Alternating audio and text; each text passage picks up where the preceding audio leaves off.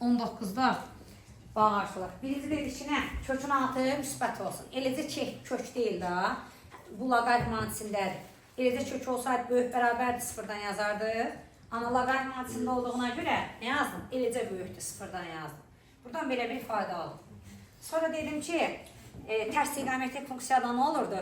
Normalda bizə dərəcə verirdi, qiymət istəyirdi. Tərs trigonometrikdə qiymət verir, dərəcə istəyirdi, düzdür? Deməli, bunun cavabı qiymət olmalıdır. Kosinüsün ən böyük qiyməti nədir? Ən böyük qiyməti 1-dir. Deməli, 1-dən balaca olmalısan. Ən kiçik qiyməti nədir? -1. -1-dən böyük olmalısan. Sonra dedik ki, qayda kimi qarnı bərabərdir, əyağı üstündə sağdakı deyilmi? Burada da həmən şey gördük. Argumenti bərabərdir. İşarə yəni nədirsə o. Y əsasdan olduğuna görə Y üstü -1. Kökdən azad olmaq üçün kvadrat səhvlik 4-ü sağa tulladıq, çalındı. Bir ifadəmiz belə alındı. Burada da onun kimi yenə qarnı bərabərdir, əyağı üstündə sağdakı.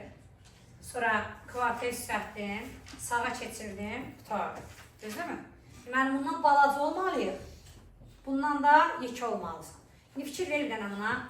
Bu məsəl üçün 2,7 kimi hesablasan, 1/2,7 çıxaq 4-dən böyüksən deyir. Düzdürmü? Laf məsəl üçün 0-a yaxın bir şey kimi düşünürəm bunu. 0 tam nə qədərsə çıxaq 4 kimi. Düzdürmü? Bu da deyir ki, -4-dən yekəsən. Yəni bunu saymısan da, onsuz da bu dediyi şey bunun içində var. Düzdürmü?